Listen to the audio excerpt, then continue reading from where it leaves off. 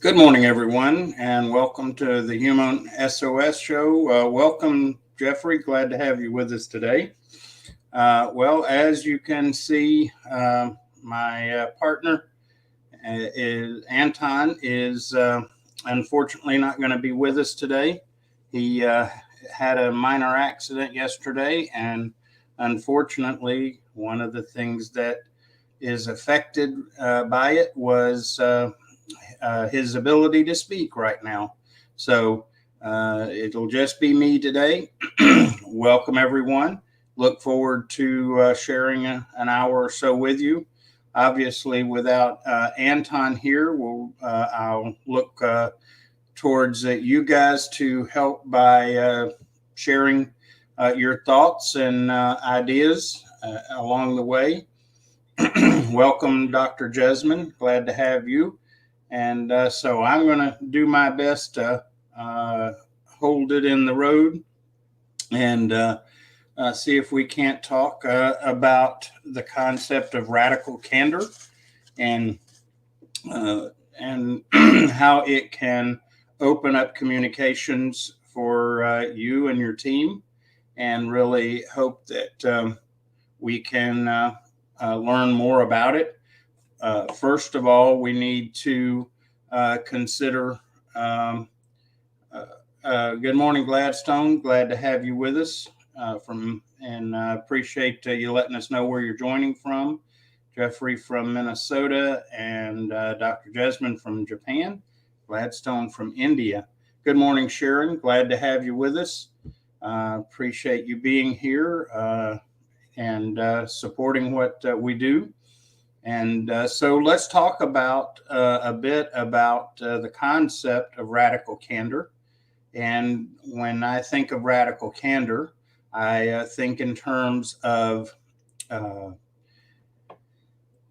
being completely open and honest with each other to a point of even risking saying something that might not feel good and might not feel good to the giver or the receiver. And so it's a challenge we face, but the more that we learn to do so with our teams, the better that we can communicate. And I would suggest that we need to have a good culture in place to be able to do such, because without the context, radical candor can come across as maybe too strong or even harmful. And I hope those of you that are watching will share your thoughts on your experiences with radical candor, good and bad, and let's talk through that. And I apologize that I did not have time to pull together an HR current event article. But again, we shift and adjust as we have to. So radical candor, what I discovered as I was doing some looking in regards to radical candor is there's actually quite a movement or there are books written on it and so on. And so it's not a new concept, but I think that in our cultures today, we have shied away from radical candor because of fear of offending or hurting people. And so as what happens is that as a result of not involving radical candor, a willingness to say things that need to be said that may not feel good, is we lose communication. We lose out. And one of the things that I think we lose as part of it is we lose the values, or at least some of the value of team. Because as we in a team can be radically candid with each other, we can begin to push each other, help each other see around our blind spots, and we can be challenged by our teammates to push forward beyond as we say, our comfort zones. And that's some of the value of it. And have any of you been on the receiving end of radical candor before? If so, share a little bit about that. I know I have. I've had moments where I've been told some things I didn't like to hear, and they were even emotionally a bit painful. But what I realized is that in the end, that I needed to hear them, and that it helped me to grow more, and it helped me to gain insight into myself and to situations. Sometimes when we look at our situations or situations as a team or an organization, we lack perspective. And sometimes it's a good idea for someone to say, hey, this isn't looking good. This is a problem, and call it that. And that's hard to do at times because, excuse me, people, excuse me, get my throat awake here. People don't always receive it well. But does that mean that we should make it an excuse to just say what's on our mind without giving it thought or outside of a proper context? So one of the things that we always talk about on the Human SOS show is the culture, or the, if you will, related to our ecosystem, if you will, and organizational ecosystem. And so as we have a good organizational ecosystem, it opens up a lot of opportunities for more open and honest dialogue, and even the radical candor involved. I think, though, if we try to have radical candor outside of the proper context, we have a chance of creating more problems than gaining value in it.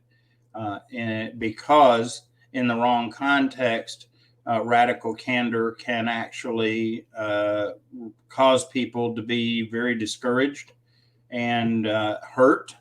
And so we've got to keep it in context, but not afraid to be radical in candor.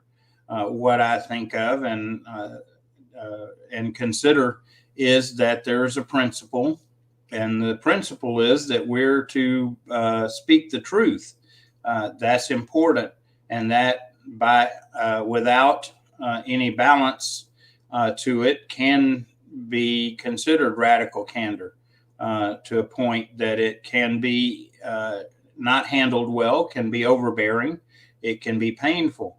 But the principle that I refer to tells us we're supposed to speak the truth, but we're supposed to do it in love.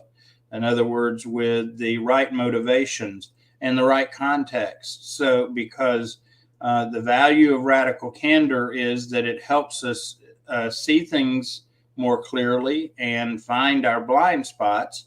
But if it's not done in a context or culture of love and care, then it becomes destructive.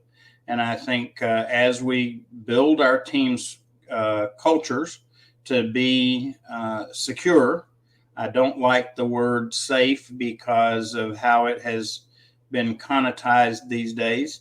But as we can have a culture of security, in other words, we know that in that culture with those people that we can, even if we are spoken to with radical candor or truth, we know that it doesn't mean that we are rejected or that we are ostracized.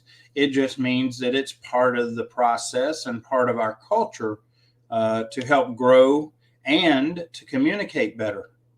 I think that part of what we experience in communication is that we don't communicate well for fear that we're going to say something that will be harmful or hurtful to someone, even though we know it to be true. And we know that in the end, if they hear it and receive it, that they will grow for it and the team involved will improve for it.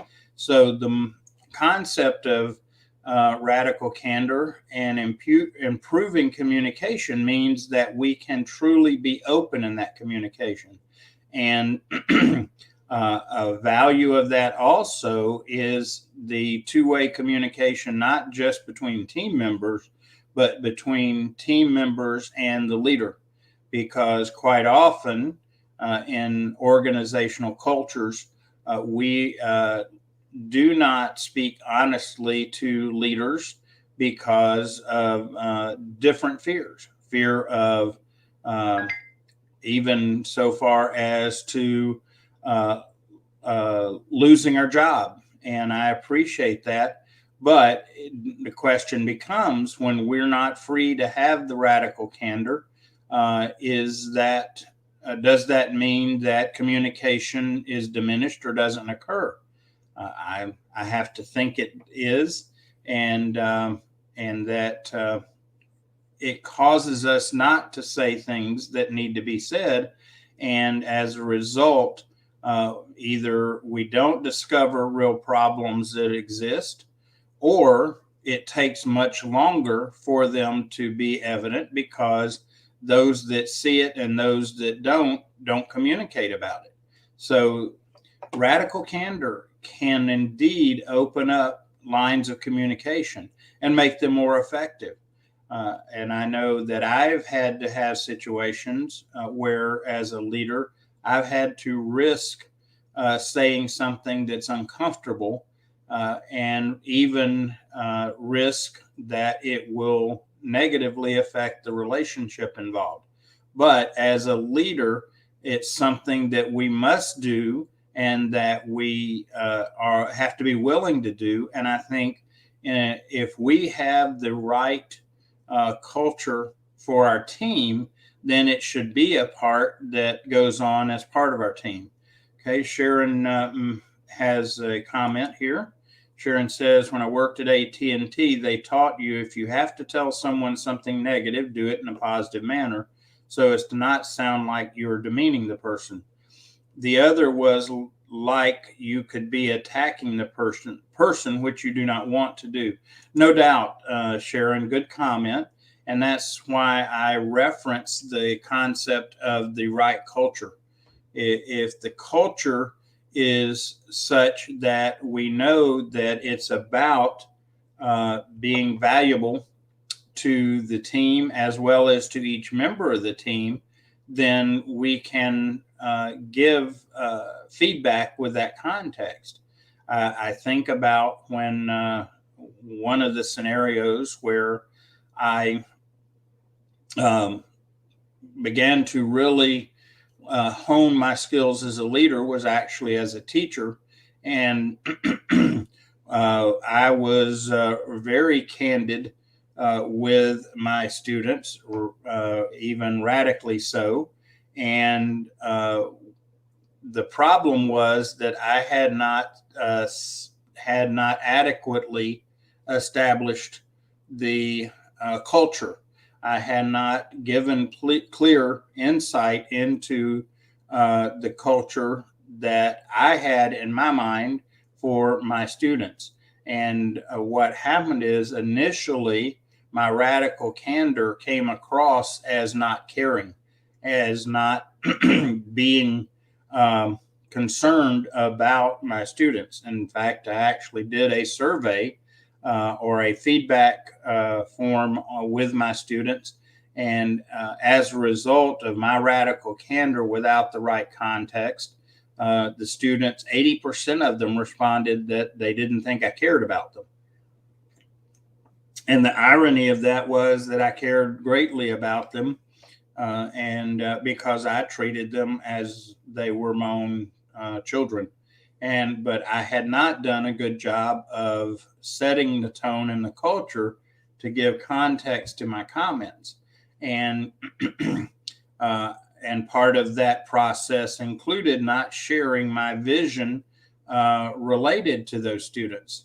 And once I shared that vision with them and gave context, and they understood why the radical candor and my intent behind it, then they began to respond differently. They realized that my candor, my truthfulness with them was in a context of I knew that ultimately it was going to be the best for them. And that was not just based on my opinion, but on my experience and understanding of what they were facing, both as a someone that had run a business as well as being an employee. So setting the context is important. And yes, having a culture that's positive in nature to be the setting is indeed very important, as you commented, Sharon. So let me get back to some comments. Let's see here. A question from Gladstone. I believe this is Gladstone. Yeah. Is can empathy help the radical candor process? Of course, because that's part of setting the tone or demonstrating the mindset in offering it, and be sure to consider that has to be true not just of the leader, although the leader sets the tone and establishes the precedent. But it needs to be true of anyone on the team who is going to share radical candor. And so real important that that empathy is involved, because and then it goes to our motivation. And then Dr. Jesmond makes a comment, says, at my workplace, I always see internal and external faces of each professional. Okay. So again, you're getting context beyond the moment, and even looking outside of the immediate team, as well as what goes on in their life outside of work. So good perspective. Jeffrey makes a comment, says, how about having a discussion with a teammate or a team beforehand that you want to communicate this way? Ask for agreement on what it is and what it's not and what its intention. Then when you do, it won't be such a shock. Oh yeah, I agree, Jeffrey, that setting the tone, especially in a neutral timing and neutral situation. In other words, when it may be in a heat of the moment that something has to be said, is not the time to establish that. It is ahead of time, and it is part of opening up that communication with the team, so that you're not about it's not about the leader only, being candid towards the team, but it's the candid with the team towards the leader and each other. And I would even suggest that part of this process, part of incorporating radical candor, is to set ground rules. And that's needed anyway on any team, to establish good rules of engagement, if you will, for communication on a team, so that we understand. For example, radical candor is great, but speaking with radical candor while we are upset or angry is usually not the best time. So again, planning ahead for this and making it a known entity, not just something that comes out in a given moment, is certainly of value. It also helps because it gives everyone opportunity to have buy-in, even though I would suggest that at some points, that even if someone doesn't initially have buy-in, they need to understand it's part of the culture of the team, and that it's there, why it's there, and so on. And they have to understand it as part of being a part of the team. And if they don't feel like that works for them, then it may be that team is not the team for them.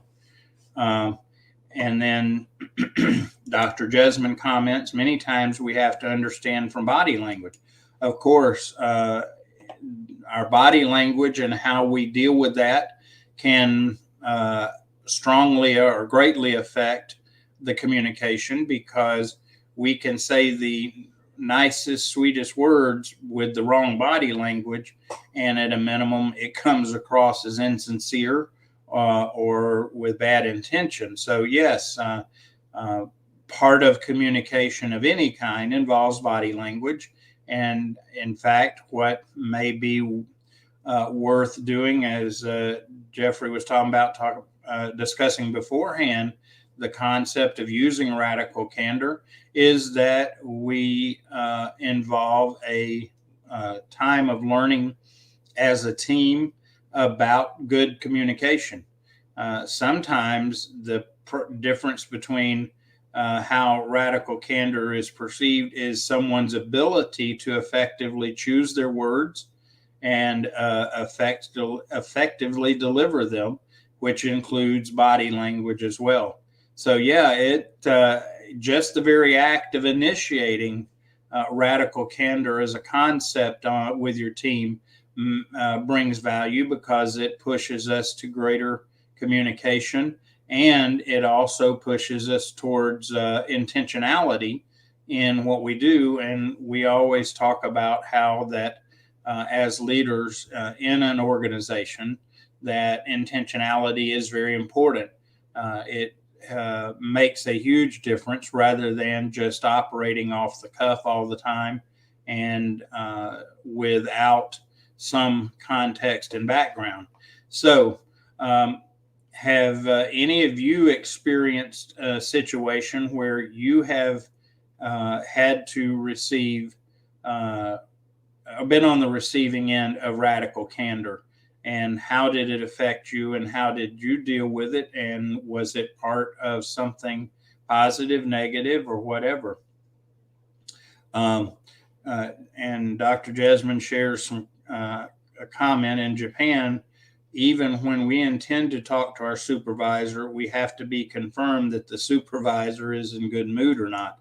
Yes, I understand that, and especially in cultures where leadership really isn't leadership, it's more management, that having understanding of the person's mood. And that, I think that is unfortunate, because in an environment of strong culture with radical candor, sometimes it's the candor may involve telling someone, hey, you appear to be in a bad mood. Are you? And let us know that, so that we understand and are not guessing. I think that that's a value there. I know that, excuse me, when I work on teams, I tell people that I am leading that I want them to be completely honest. But as one of the rules of engagement is that it will be done in a background of mutual respect. And it's important that we have that mutual respect. It's, for example, there are things that I might have a hard time telling my leader or my boss, whatever term you want to use. But if I'm talking to a friend, because I know that we have that rapport, that relationship, I am more likely to share something with them that may not be pleasant, because I have less risk of impacting the relationship negatively. Let's see. Jeffrey makes a comment. I have done this when giving feedback to job candidates who didn't get the job, usually with internal candidates. Okay, that's a good place and to be candid and share honestly. And that is a place where it benefits, even though it may not feel good. If we don't learn from where our shortcomings are or what we need to overcome, then quite often we will miss it. And it's kind of like, in fact, it brings to mind the old story of the king that had no clothes because people were unafraid to uh, say anything because they didn't want to be uh, embarrass the king or whatever. But that's a case where someone, for the sake of the king, would have done well to use some radical candor. And yes, Dr. Jesmond, leadership versus dictatorship. I appreciate that. Indeed, we have to manage things, no doubt about it. We have to keep up with facts and figures and numbers as part of an organization. It's a necessary part so that we can do evaluation of what's going on. But as our mantra on the Human SOS show has always been, manage things and lead people. And the problem is that we have a lot of places, cultures where people are managed, and it's a different approach. It is more about people fitting into some check boxes or KPIs or whatever, and people don't function in that environment. We function in human terms. Excuse me, just a moment.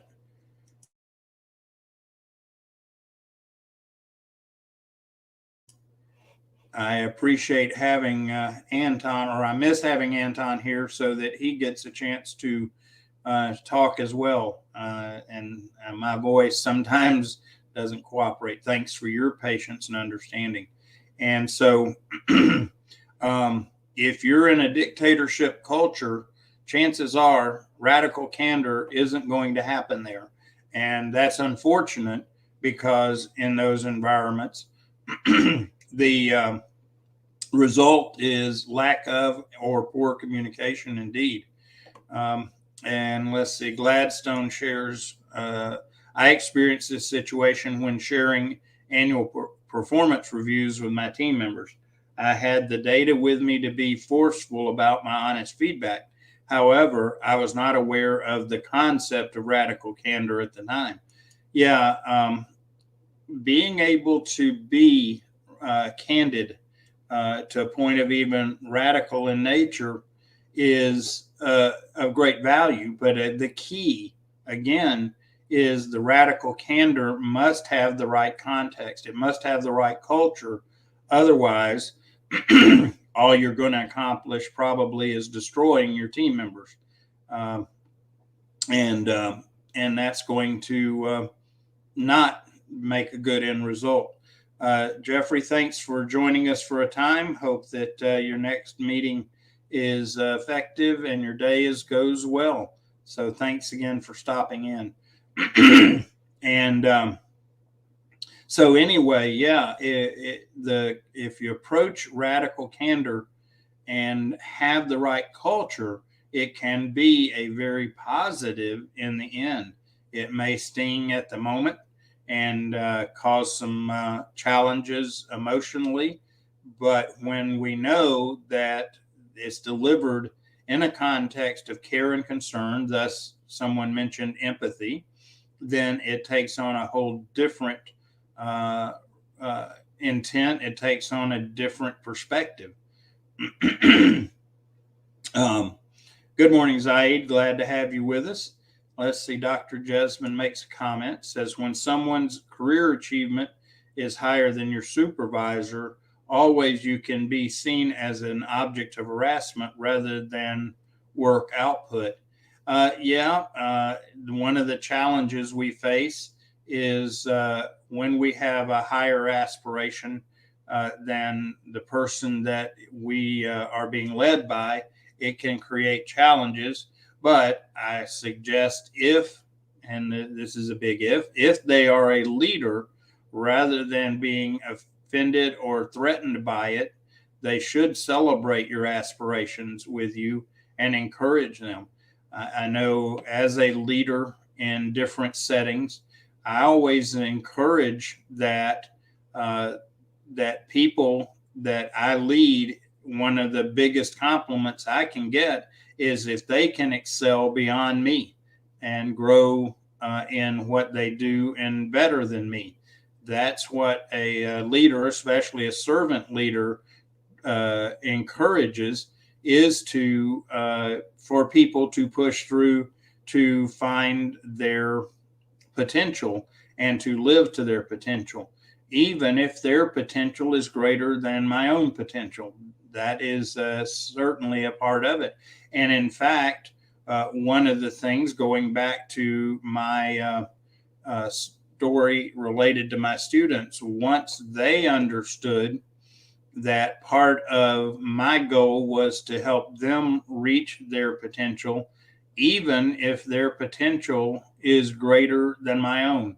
And when they began to have that context, they realized that my intent, even when I spoke candidly with them and even candidly in a strong fashion, that I was after their well-being and their betterment. And then it makes a whole different approach. And part of what they learned as a by example, and in the culture that ultimately I was able to help establish, and with their cooperation, of course, is that in the right moments, done with the right attitudes, they were able and free to also be candid with me.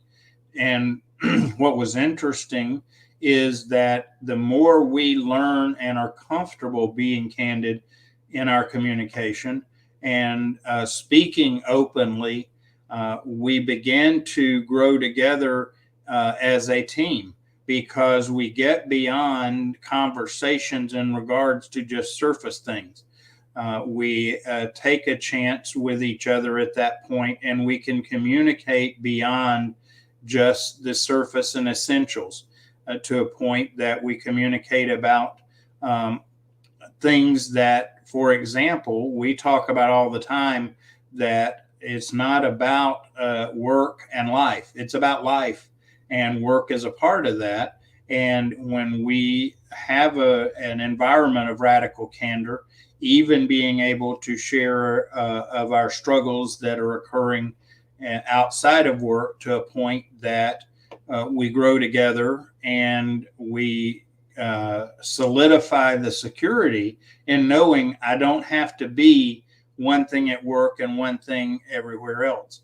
Because the more we can help encourage that behavior of I am who I am, and radical candor allows for that. Because when we're in an environment and all that happens is that we say only the things that we think that want to be said, then we never come together as a team, not fully, and we are forced, and even Dr. Jesmond alluded to, we have to choose our timing based on someone's mood. That there's some wisdom to that. Most of the time, it just means that there is a problem in the culture. Let's see. Sharon shares a comment. I agree with you 100%. I've always tried to accomplish just that, to give my team the right tools to do their jobs and allow them to do it. Also to tell them I'll always be here for you if you need help. I think people appreciate that, because I know I did. Yes. One of the best things we can do for a team is to, first of all, pull together a team that complements each other in their strengths, so that we get the opportunity to operate in our strengths, which help us to be successful. But knowing that if you mess up and make a mistake, that doesn't mean that you are going to be dealt with severely, or to put it another way, the team's not going to vote you off the island because you made a mistake. Then the team grows together and coheses together. In other words, they become more glued together as a team. And that's what we want from our teams, is that they are effectively working with each other and that they have the freedom to work with each other and work individually in their strengths so that they can go deeper and better into their strengths, which benefits the team.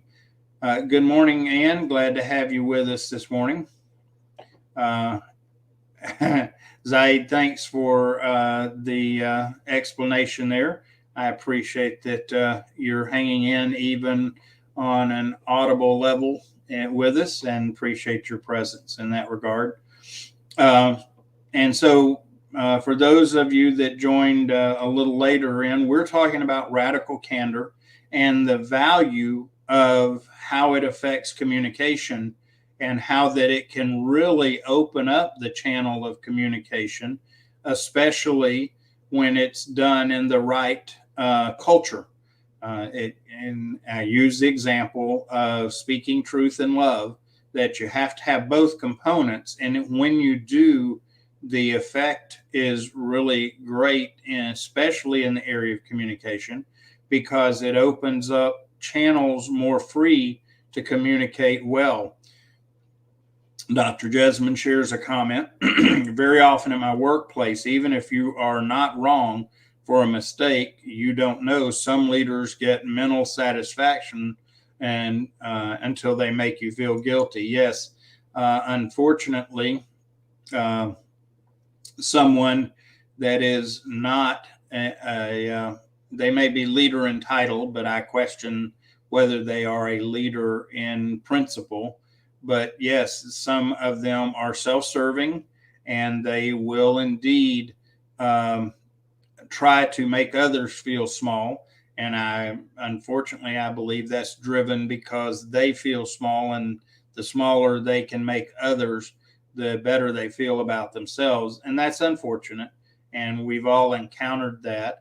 And as you grow as a leader, whether it's even as in an official title, or whether it is in a role just because you behave as a leader, that when we can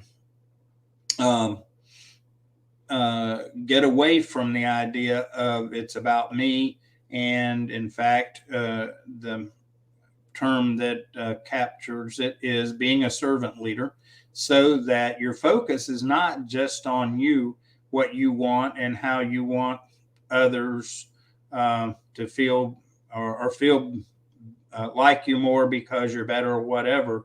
So yeah, it's unfortunate that some people in the role of leadership can be that way. Good morning, Karen. Glad to have you from Florida.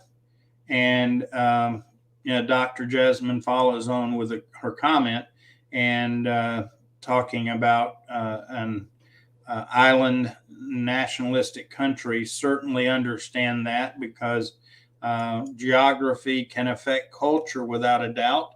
It can change the culture dramatically. In some environments where you're not in a constrained geography, you behave differently because you might have a feeling that if it gets bad enough, you can escape and get away from people. And excuse me, in island culture, you can only go so far, and it is a forced small community culture, even if it's like Japan, very heavily populated and so on. So yes, radical candor. Do you guys think that handled well, that it would improve communication? Share your thoughts in that regard. And if so, how would you go about implementing radical candor on your teams and in those environments? Love to hear your thoughts on it. Excuse me. I hope that part of what we're coming away with is that a radical candor has value, and indeed it can open up communication because radical candor helps us to help each other grow by being willing to share honestly and openly. And, another effect with radical candor, in many cultures and environments and work, we're always wondering, well, do they like me, or do they think I'm crazy, or always guessing at what people are thinking about us. Our team members is what I'm referring to.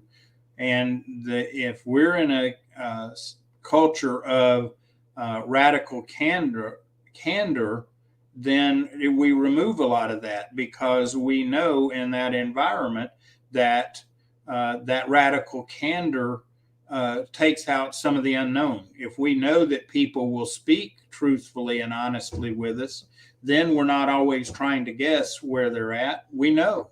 And so, again, the culture of radical candor can make a huge difference.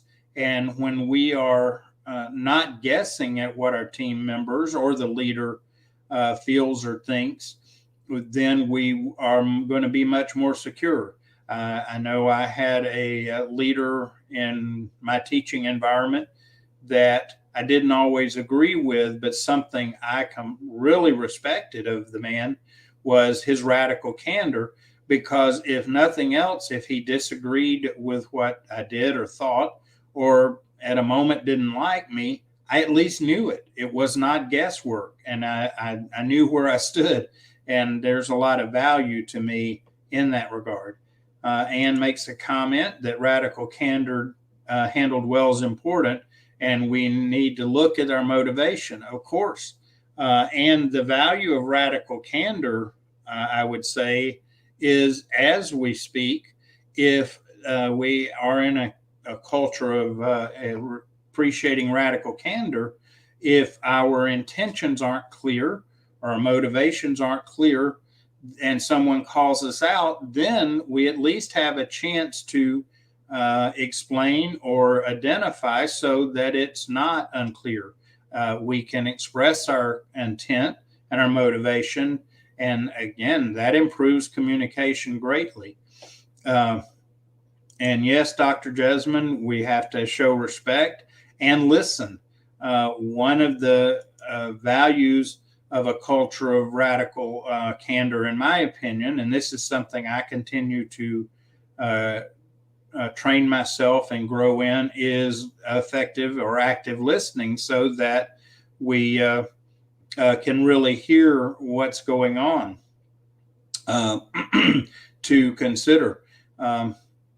And Anne makes a comment, it also helps me to pause when agitated, think before I talk. Radical candor will do that, because you know that if you speak inappropriately or off the cuff in a moment of emotional outburst or whatever, that people are going to call you on it. You are going to really be less likely to express things poorly or at the wrong timing even. And so, again, the benefits of a culture of radical candor are really, really remarkable when we allow them. And let's see, I want to get back to comments from everyone.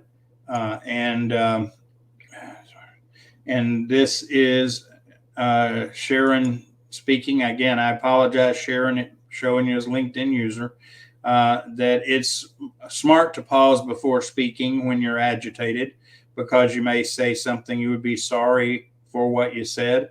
Again, I think that a culture of radical candor allows for that, so that we know that if we are not thoughtful and considerate of how we approach our communication, that we'll get called on it. And it's a good way to help help communication, not stifle it. Um, hey, Paul, glad to have you. Radical Candor FTW. You're going to have to clarify that one for me. Maybe it's because I'm still getting awake this morning, haven't finished my tea, but glad to have you. And glad to have you, Ramesh. Let's see here.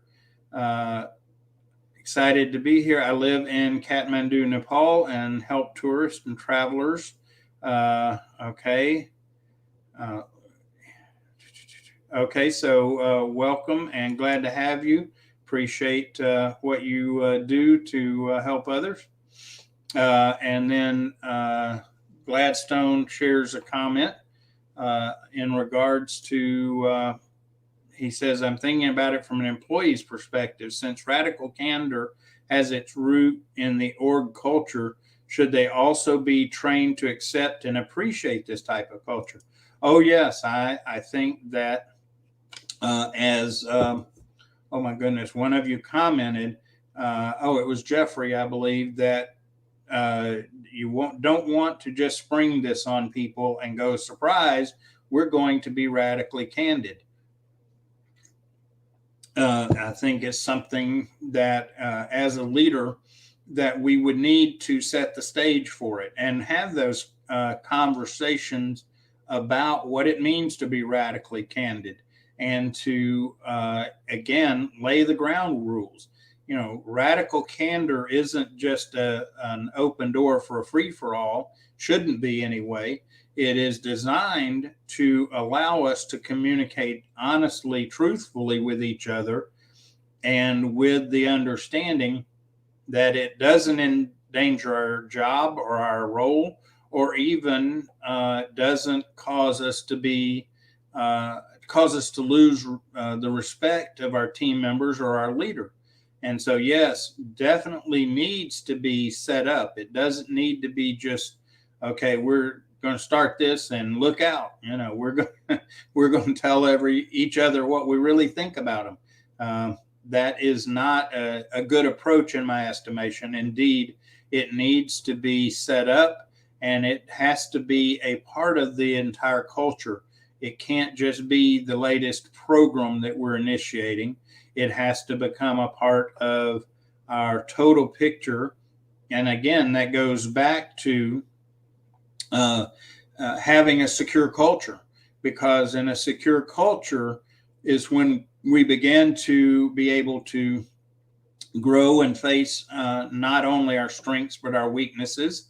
And it doesn't necessarily mean that we're trying to grow in our weaknesses necessarily, but we recognize that we have them. In fact, one of the values of not only knowing your strengths, but knowing your weaknesses is that those weaknesses sometimes become the basis for misunderstanding or a sense of other people are just trying to be annoying to us and what they do.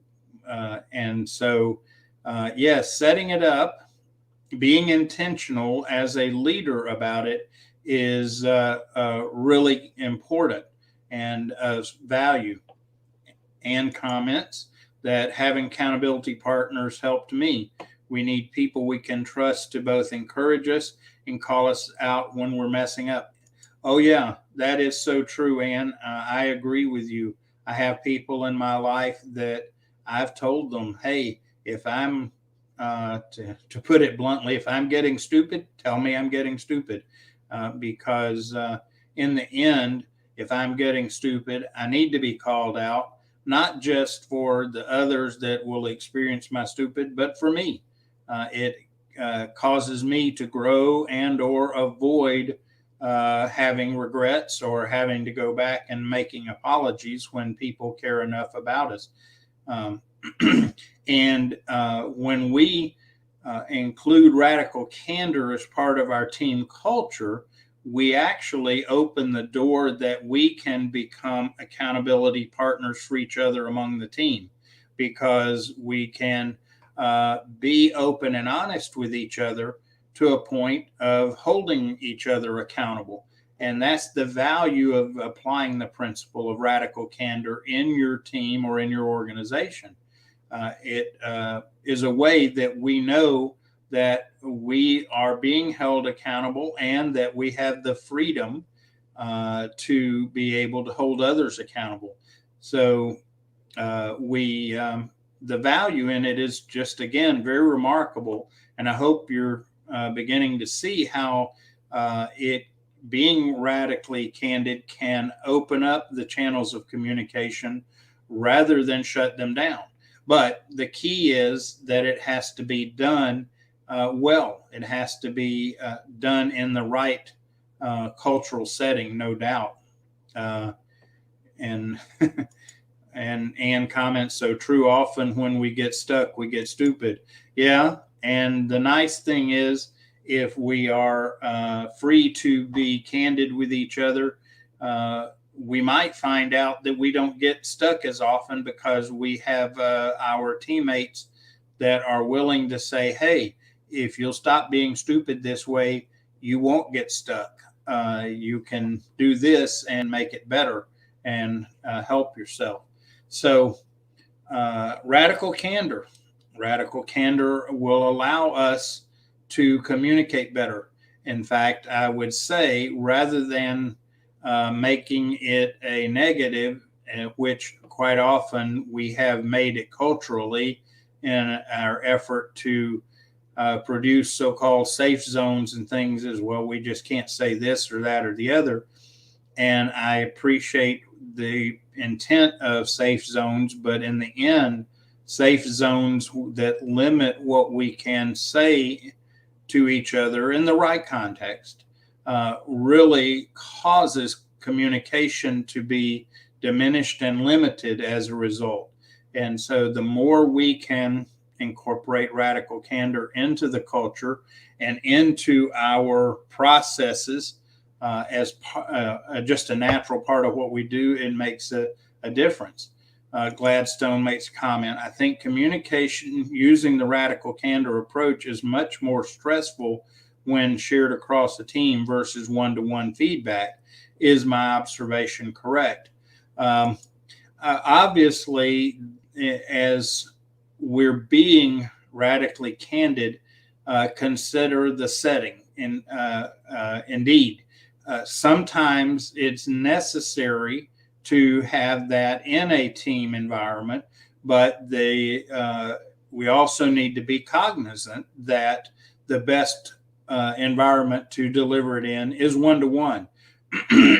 Again, just like we talk about quite often on the show, is that we don't want to just do a one-size-fits-all approach. We have to be intentional, depend on our team, and know our team well enough to know when the radical candor is best served as a team as a whole, or when it needs to be one-on-one. And that's a good observation, Gladstone, that we need to consider each situation and not just make it a free-for-all. Again, part of laying the groundwork as part of the process of introducing radical candor into our teams. And then Sharon shares that she agrees with Ann, and that's why we need someone who really cares about us to tell us in a positive way. Of course, delivery is key. And it goes back to even our body language and all that. As we are radically candid, we need to make sure that we are effective in delivering it. In fact, the very presence of use of radical candor forces us to be better communicators, because we do have to consider how we deliver, the words we choose, the body language we use, and so on. So yes, it is very important that as we do this, that we consider that. And I mentioned earlier that as part of the process of initiating the principle of or concept of radical candor into your team would be to do some training on communication, including the principles involved in delivering communication well, especially important when we are being very candid, because you combine being radically candid with bad delivery and you have a recipe for disaster. So very important to consider delivery. And I go back to the concept that the result is that it forces us to learn to be better communicators. So the indirectly the intent happens. Anne shares in a response to Sharon, I try to use the sandwich method. We can say something positive about someone before pointing out their problem, and then on a positive note. People seem to receive better then. Yes, again, can be intentional in delivery, and think in terms of that from a cultural standpoint. If our culture for our team is such that the radical candor is a normal part of things, then what happens is it's being delivered doesn't seem so peculiar. I know quite often that the problem with radical candor is that people are so unaccustomed to us using it that when we use it, it comes across in a bad way, and it comes across in a way that makes it seem like we're being harsh because it's so out of the ordinary. Whereas if it's a built-in part of our culture, then when we are honest, we know that it's part of what we do, part of who we are, and it is in the context of respect and appreciation. That's part of the positive that's already there. So it helps us not to be have to be quite so cautious as we communicate, because it's in the right context in our group. And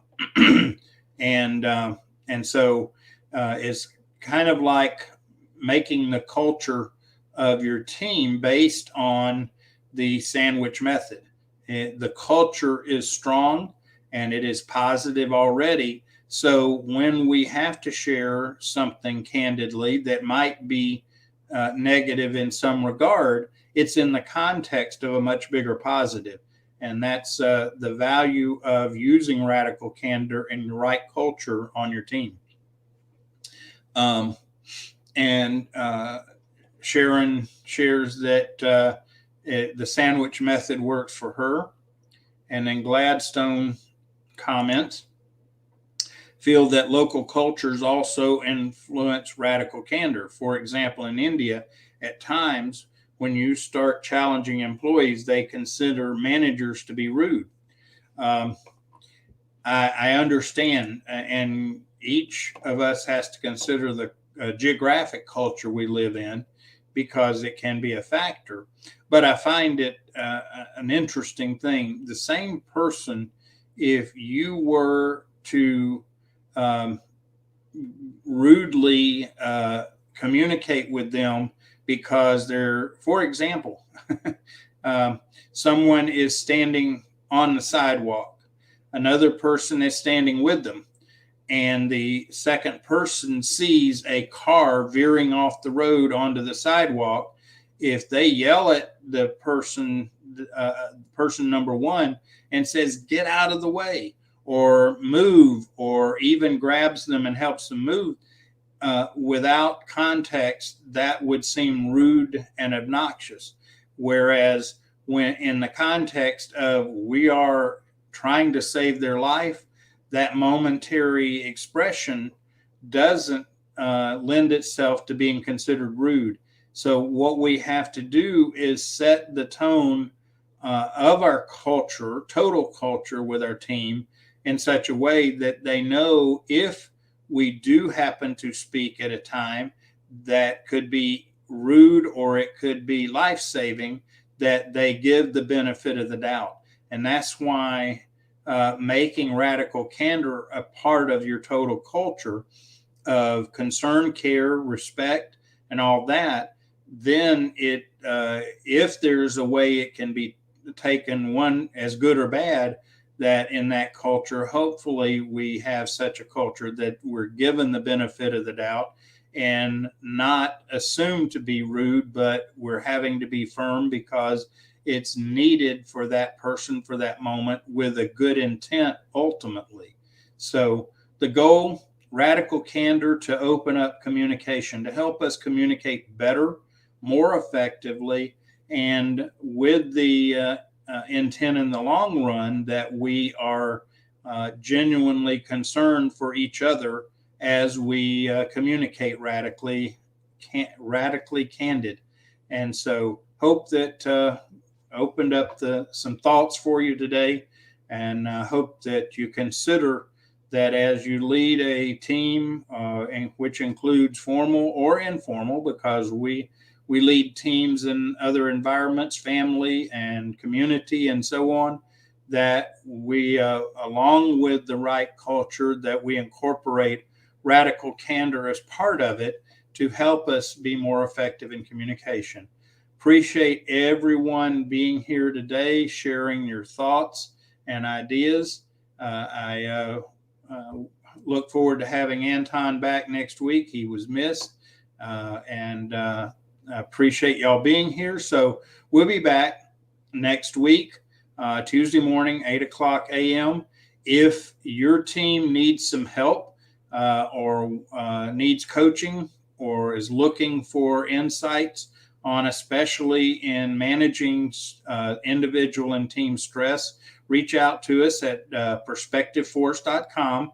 And if you go to our website, there's even a free stress assessment there that you can take, and know you're not going to get spammed as a result. You risk giving us your email, but I promise we don't sell your email out or spam you in the process. One last question from Zaid. What do you feel about using team members to test other team members on the team culture? Ooh, I think that would be something, a good question for a next episode, Zaid. Good question, though, certainly. So again, thank you, everyone. Appreciate you being here. Look forward to seeing you next week when Anton can be back with us and make it a great show. And y'all have a great week. Be blessed, and see you next time.